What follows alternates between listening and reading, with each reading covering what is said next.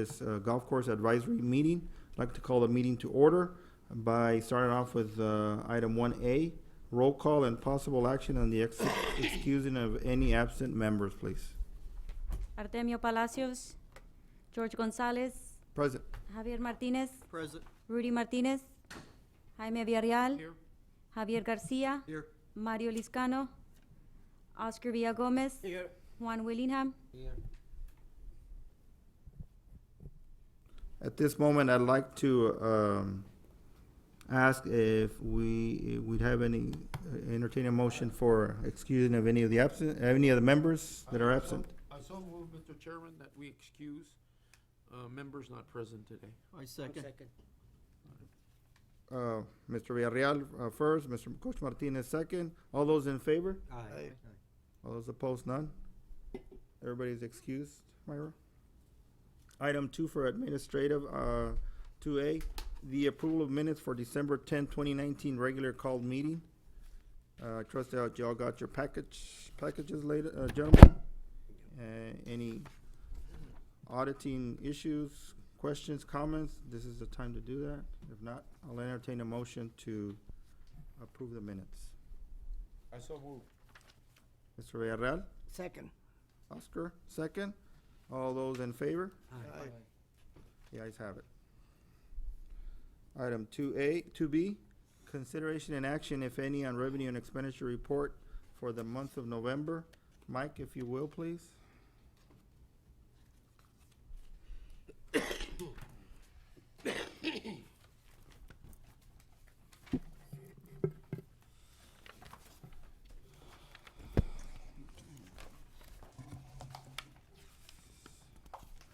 Good afternoon, gentlemen. Your revenue and expenditure report for November. Starting with the revenues. Revenues were at $104,838 and some change against expenditures of $90,329. If you take a look, especially at the revenues, gentlemen, we were up considerably. I'm going to say considerably, it's about $9,000 worth compared to November of November of 2018. We had a good month in November. Membership fees were up, green fees were up, card fees were up, and the driving range was up also. So it was a good month. Expenditure-wise, basically, 90,000. We dropped in expenditures by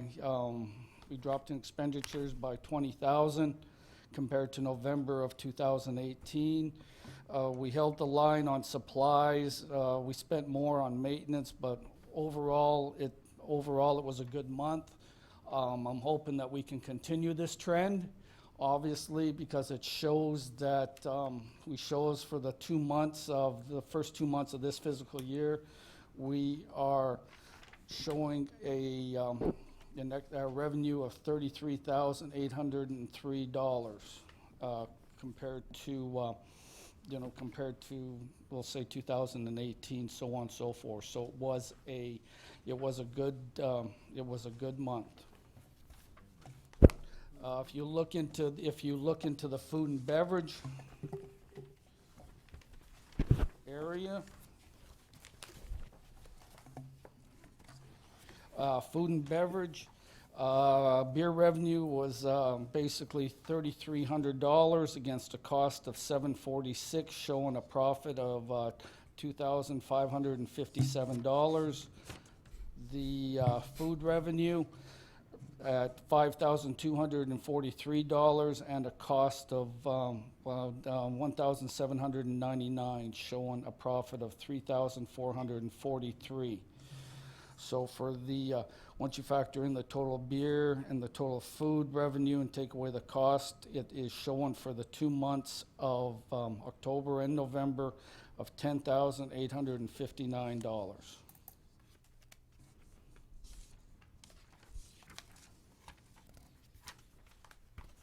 And that is your revenue and your financial report for November. So this is an action item. If anybody has any questions, this is the time to entertain them. If not, I will go ahead and entertain a motion for item B. Questions, comments, or any other? No, just, Mike, you think this is a reflection of some, I know you changed out some of the menu items. You think this is a reflection of it, or This is, yet it wasn't in place yet? no, I mean, I'd like to think this trend is gonna continue, but it's too early to tell. As far as I can tell, part of it has to do, if we're talking about food and beverage, part of it has to do with a different ordering system as far as inventory goes. When it comes to the food and the beer, it's a different ordering system. Not so much as being held in inventory. We're looking more at prior year, prior month history to kind of be able to tell how much to order, when to order, so on and so forth. So, in other words, we're not ordering as much, and that leads us to not having as much excess in inventory. So we're kind of running on an as-needed basis is the best way to put it. And it shows, and it is showing. When it comes to the golf course side, like I said, most of it is we're holding the line on supplies as best we can, but again, timing of invoices and timing of things that come in may show up in December that didn't get into November, because as you can see through your financial statement, it is different than what it previously has been, as far as the layout and the numbers and everything else. So, one thing may not have to do with the other as far as the timing of the invoices getting in there and payments being made. But I'd like to think that we are making headway when it comes to being able to better control expenditures. And sometimes, Mike, and I'll give you an example. This morning, there was, they have the park tournament, or the park day. Yeah. Whatever it's Well, called. yeah. And there was a lot of them ordering food, and she ran out of sausage. It happens. Yeah. But sometimes when you need to keep just a tad extra just in case. I'm gonna say that then I need to take a look into that, because we did order that Yeah. particular item last week. Well, Two of 'em? I mean, So, she had finished doing a whole plate full, and somebody came and she says, "Oh, I don't have any more sausage, but I'm making bacon." I don't know. She was saying, "Look, Jesus, eat what I've made." Right. I mean, I have no idea. Okay. But the other thing that I wanted to talk to you about, like, for example, yesterday, and I've noticed other days that she was by herself. Mm-hmm. Backlogged, like, we went to have breakfast there, and so did some police officers. And she was backlogged, and we understand. It's like I told the guys I was with, I said, wait until they all leave. They'll be done in 15, 20 minutes, and then we can order. And I asked her, why are you by yourself? And she says, well, this afternoon we sell wings, and we've got a big crowd then. So do we know days that we are really busy, and days, for example, I don't know about weekends. The only day I know is Sunday, and we start real early, and there's we have two in there. We started having two people in there. We don't have the luxury. We have 4 people. We have 2 full-timers and 2 part-timers, stuff like that. We do not have the luxury of a 5th person, which can offset, busy times. But to a certain point, who was ever working is correct. I mean, Tuesday, 75-cent wings in the afternoon, we are slammed.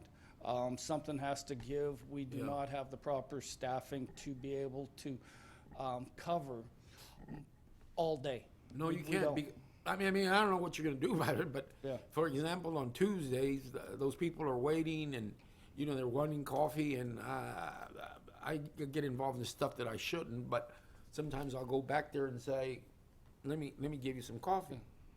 Yeah. I know I'm not supposed to do that, but it seems to move things up. There you go. But if you look at what days are we really being slammed?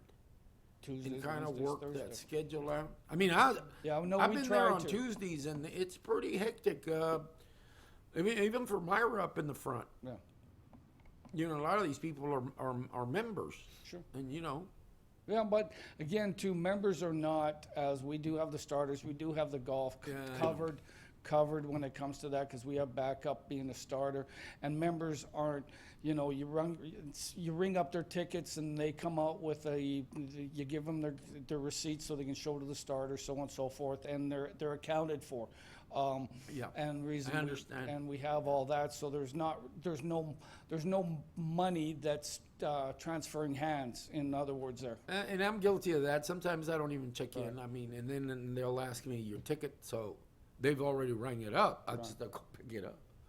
But maybe look at the schedule on in terms of at least for the next few months. Yeah, and getting, because what we've done too is we've added staff on Sunday mornings that we didn't have before, because we noticed that we're getting busier on Sunday mornings, so on. And with the men's leagues and everything else that now are getting into full swing, you know, afternoons are busier than what the mornings are, so on. Because as an example, we have a wing special going on tomorrow, and we normally don't, because the men's league wants to have it. So I guess what I'm hearing is, first of all, you're making more money. That's because you're selling more product, and if you're selling more product, like Mr. Real just said, it's because more people are demanding the product.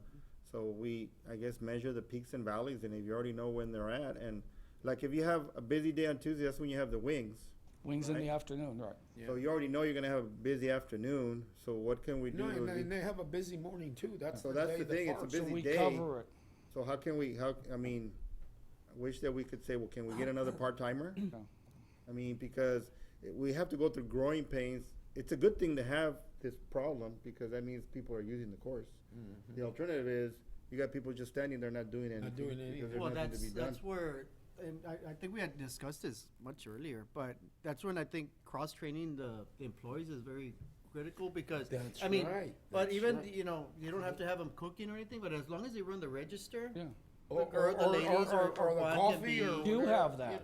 yeah. We And I do don't think you have need that. a special permit for that, to No. be in the kitchen and running the No. register. No, Have that you said? The food handlers. we do have that to where the pro shop Yeah, staff exactly. does go over to the restaurant and work the register. And do We whatever have the cook wants you to do.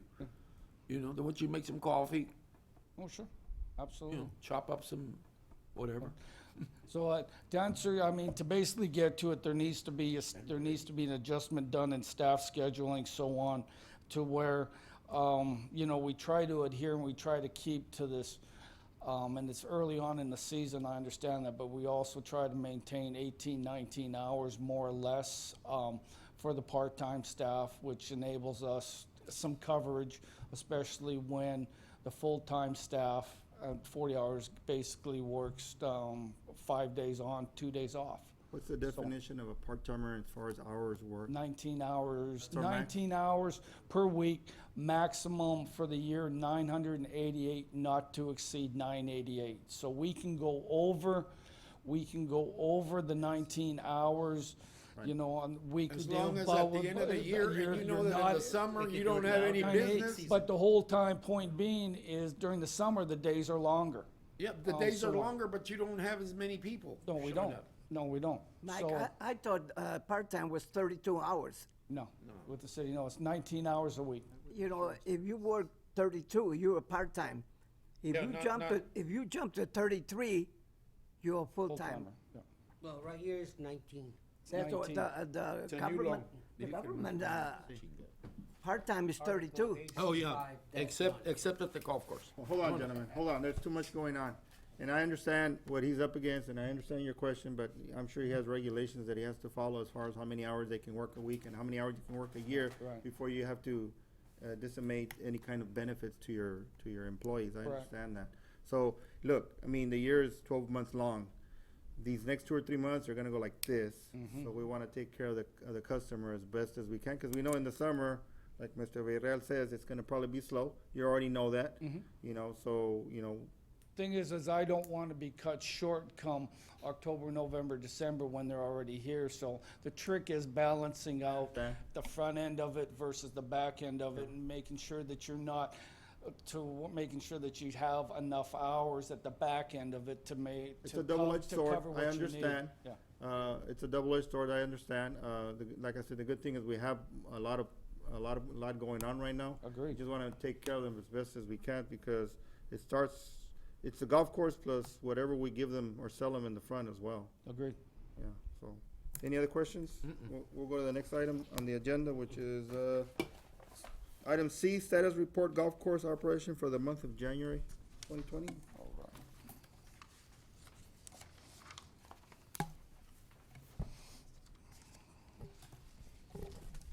Where are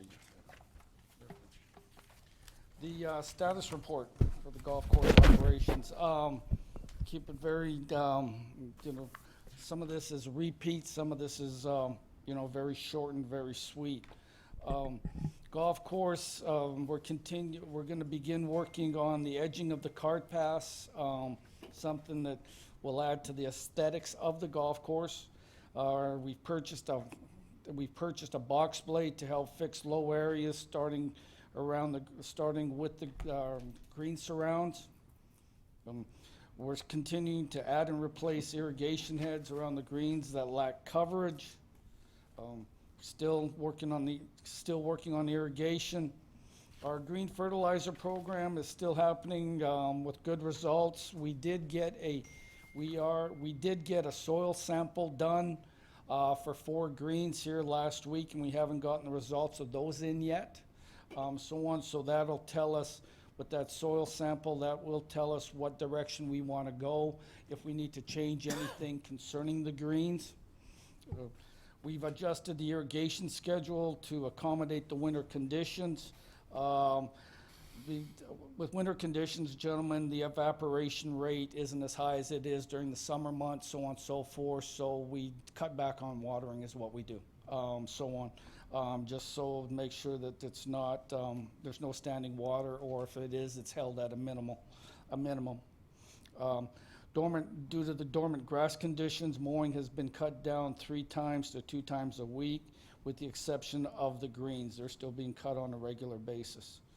The grounds crew continues to weed eat around the ponds and the curbs to eliminate high grass. If you remember, a few months ago, we had talked about, after we had spent $30,000 or $40,000 on a pump system, and and I mentioned to you all that we were going to have preventative maintenance done on that pump in the winter and in the spring. Well, we had that come up, and we are going to be facing a few issues with our pump system, and those will be addressed here before we start getting into the heavy watering system, heavy watering season, so we don't have our pump shut down like we did last year, so on. And that is going to be, that's just wear and tear, guys. That's just nothing that can be foreseen, but that's why you schedule preventative maintenance on it, to make sure that your machine, your pumps run correctly during your heavy use time, which will be coming up. Update on the bunker project that we talked about last month is our 24 bunkers approximately are 25,000 square feet. The cost to renovate that can be anywhere from $4 at the low end to $8 at the high end per square foot. And that's all depending on the scope of the work that we're looking for each bunker. Okay, the 3 things that are constant that we will be looking at, so on, with the sand traps that we are going to renovate, as far as downsizing and reshaping, what have you, is the type of drainage that we are going to require, what type of sand we're going to be using, and what type of liner we're going to be using. Those 3 things, no matter what happens to the bunker, so on, as far as reconfiguring it, downsizing it, whatever, those 3 things will be the constant, so on. So that kind of gives us an idea of, you know, of what we'll be looking at down the road. And that's a pretty good estimate from a golf service company. It's a wide range from $100,000 to $200,000. That's correct. Is Yep. that something that, one, we have the money for, and two, will At it this shut us time, no, down? that we would, at this time, no, we do not. We wouldn't be looking at, we wouldn't be looking at doing it this physical year, although I'd like to, but it's probably gonna be something that we'd have to get approved, next physical year. But what also would probably what need to happen is, before we do that, is a request for proposals. Probably gonna have to start doing that, go out for it, and then kind of get a better idea. Based on our scope of work that we're gonna need for those bunkers, we're gonna have to figure exactly what we want done to each of those 24 bunkers, and put that into a request for a proposal, and then, go from there. You'll have a very good idea how much it's gonna cost. And how long does that take? 2 months. So if you go with RFPs, which wouldn't be until next fiscal year in October, that means we wouldn't see anything for another year and a half. I'd like to try to start working on it now so we can get it in next year's budget. I'd have to write that, I would think, I mean, I don't know how this particularly works. I haven't asked the in questions yet, but I would think I would be the one that would have to write the RFP. Because you know, knowing what I know, knowing the people I know, that would probably be the best thing for us, to get it in writing and to know what scope of work we want to what particular bunker, you know. Do we had talked about, right, about possibly losing some of them and Correct. making them into just a green area? Yeah, As well? correct. And that knocks it down. This is basically dealing with what we With have now. what you have now? What we have now, so on. Question? Yes, sir. Mr. Garcia? Because of that range of 100,000 to 200,000, on the high end of 200,000, that's including the liner and the type of sand? That is including the materials, The correct. material and the You're sand. right, but if we purchase that, on side, there'd be some savings there. Keep in mind that the sand is really, you know, it all depends on what sand we want. You know, quality-wise, quality dictates price, okay? Not to mention the fact that getting it down here, We're still getting it from Seguin? probably the most expensive, one of the most expensive things as far as price goes that we'll be looking at, is the transportation of that sand to get down here. And we're still getting it from San Antonio? We'll be Seguin? getting it from San Antonio.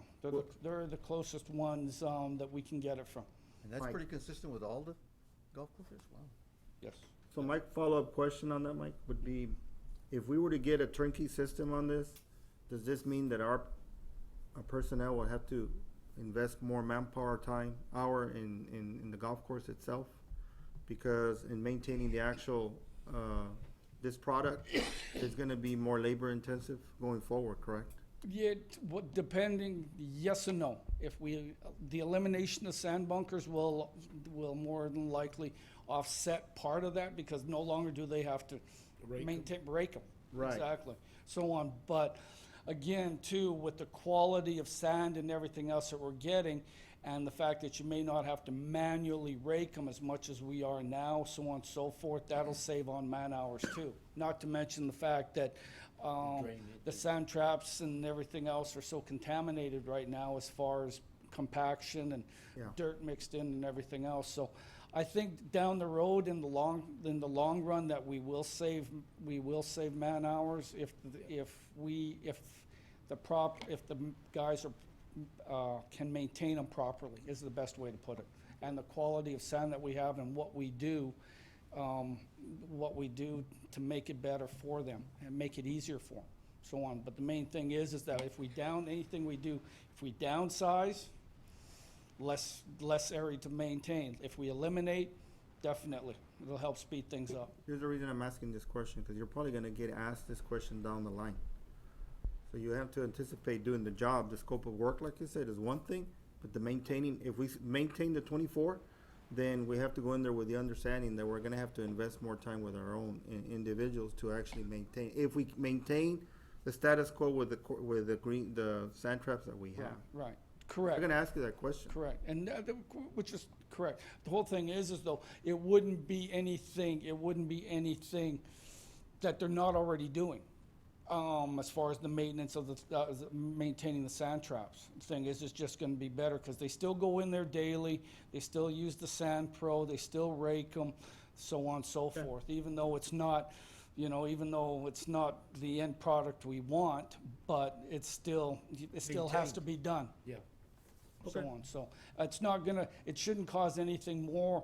The only thing I can say that would help time-wise and everything else, for the grounds crew, so on, is the elimination and downsizing of the bunkers, for obvious reasons. Okay. So on. Any other questions? No, but, Mr. Chairman, did we approve the revenue? I was just sitting here thinking about it. Did we have a motion? No, we didn't. I apologize for that. Consideration and action, if any, on revenue and expenditure report for the month of November. Are we done with item C? That's not an action item. I can go back to item B. Yeah, I just have the clubhouse to go over right now, if there's. Why don't we go ahead and finish item C, and then we'll go back and go ahead and approve item B. There are, for the clubhouse items, so on, just FYI, there are 4 bullet points here. We do not have any outside tournaments scheduled for January.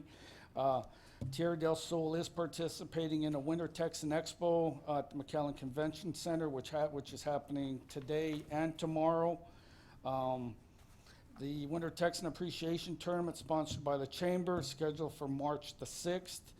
And again, final bullet point, after 3 months of this past physical year, rounds of golf are ahead of prior year. So rounds of golf. Very total. well. I apologize for that. No, I only have one question for Go ahead. Mike. Weekends or Sundays, Saturdays and Sundays, walkers. I'm just relaying what I've been told, that they slow the game down for those people that can only play during the weekend. We still let them on weekends, there's nothing we Unless can we do. decide at some point to, unless we decide at one point to say, everybody must ride before such and such a What do time. you think?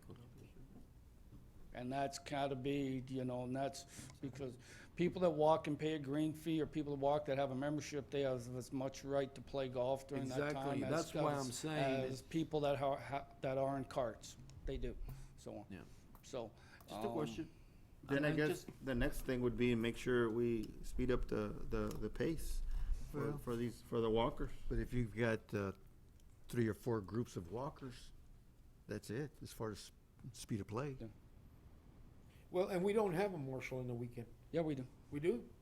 Yeah, we have a marshal. Oh, yes, I apologize. Yes, you do. We have a marshal pretty much, we have a marshal that works, let me back up. We have a starter now from Monday through Sunday from 7 to 11, and we have a marshal on the golf course Monday through Saturday from 8 to 12. And then that is it, so. So, we try to take care of the busy times, but. All right, that's it for item C. Let's go back to item B, gentlemen, and I'll entertain a motion to approve I this. so move. Mr. Villarreal? A second? Mr. Villagomez? All those in favor? Aye. I'm gonna go ahead and get back in order again. Item D, discussion on foresight research as it relates to golf course finances. Do we have anything from, I don't see anything in my packet. Yeah, the last two items. Okay. Gentlemen, I mean, there's only, we can discuss this, so on, but I would much rather prefer that, we have a full board. Okay. Just so don't have to repeat it, again down the road. Well, we can table this item. That's not a problem. I'll just entertain a motion to have this item tabled for next month, for For the future months, so on. March, correct, Mayor? But I think we need to, we can table it. I think that everybody has it. And I think that the board needs to take a look at it. And this is just, gentlemen, this is basically a snapshot, is basically what it is. you know, if you want to know the full findings of what Foresight has done, so on with that, I would highly suggest that there's an 80-page presentation out there that, that I can show at different times to the board members for them to get a better idea, a more comprehensive look at the golf course operation, and rather than just taking taking a snapshot look of what happened with the golf course with lost revenue, so on, because they did mention that and attack that, you know, as part of their presentation goes. So I'll leave that what y'all think. Well, it's an that. item on the agenda, so in the interest of having everybody here, as you mentioned, I would prefer to table it Okay. for a later meeting, which would be in a month or 2 months. I think we're not having one next month, in a couple of months. Maybe we'll have more information and we can get solicit more feedback from the members. So if I can go ahead and entertain a motion to table this item for a future date. I so move. Second. Coach Martinez, Gomez Willingham second. All those in favor? Aye. Mike, I got a question for you. Yes, sir. Which golf course makes money in the valley? None. None. I mean, basically, no. I mean, you shouldn't say none. And None. that, again, is part of the presentation that I can show you, that we can talk about, because I even think I included that in a few months ago of what the revenues and what the expenses were on each of the 4 municipal golf courses in this area. We saw that. The closest one that we have to break in, even close to breaking even, is Palmview. But if a golf course loses 250,000 a year, he's not losing no money. It's not considered money that they lost. They figure they came out even. Ask any pro, and they'll tell you. Well, you take a look at it, what, you know, yes and no. Well, I'm gonna say that, only for the simple reason is that I believe I have a due diligence to minimize the loss. Yes, I do. and here's what I'm gonna do. Hold on, here's what I'm gonna do. It's not an item on the agenda. It's a very good topic, and I think we can have this item placed on the agenda in future months. Okay. And that way we can officially make it an item on the agenda. In the meantime, we're up to adjournment, and I'll entertain a motion to So adjourn. move. And a second? Second. All those in favor? Aye. We're adjourned. Good job.